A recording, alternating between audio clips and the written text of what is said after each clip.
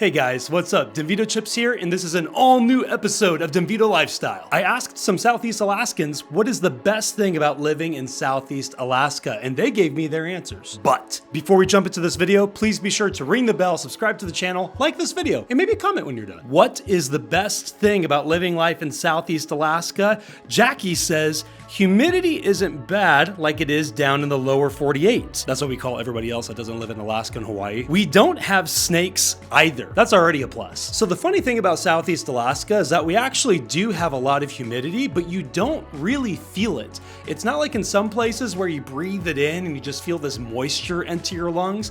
I kid you not. I have not breathed better anywhere else than I have in Petersburg, Alaska, where my wife and I live. It's really weird. And then the fact that we don't have snakes is actually a pretty big plus too. I'm from Council Bluffs, Iowa originally. We had gardener snakes everywhere. Really don't miss them. Lindsay says, getting to forage, mushrooms, berries, clams, so many amazing things. So I've shared this before that my wife and I are really big clam diggers. I mean, avid clam diggers. We will dig those flipping clams as often as we can. And oftentimes we've had 5-gallon bucket loads full, and it's delicious. And I mean, mushrooms, berries. The thing about Alaska is that there's so much to forage here. If you're willing to put some work into it, you can quite literally live off of the land. It's amazing. Cody says, this is a food-rich environment. Deer, fish, crab, shrimp, clams, etc. Hard to starve to death when there is 5-star food on the beaches. I'm about to ruin Red Lobster for all y'all. I remember growing up down south and I thought Red Lobster was like top cuisine. And let's be honest, the best thing about Red Lobster is those cheese biscuits they give you before the meal. But then my wife and I moved to Alaska, and I kid you not, the seafood up here tastes nothing like what they have in the restaurants down south. And I mean that in a good way for Alaska. Once you've had Southeast Alaskan food, there quite literally is no going back. It will ruin most other seafood restaurants for you. Is ignorance bliss, or is the truth delectable? You tell me! Barb says, wonderful neighbors. Well, I have to agree with her on that. People in Southeast Alaska are a completely different breed. You will find people here that will be friends with you for life. They're incredibly helpful people. They're loving, they're caring. People and neighbors included are kind of the highlight of Southeast Alaska. Ben says everything. And to be honest, I really don't disagree with him. When you think about living life in Southeast Alaska, it really is hard to pick exactly what your favorite thing is because everything's so great. Like you've already talked about, the people, the humidity or lack thereof, feeling in the air, the mountains, nature. It's amazing. Like if you've not visited Alaska, you seriously need to put it on your bucket list. And just like Ben said, everything is great in Southeast Alaska. Chuck said all of it.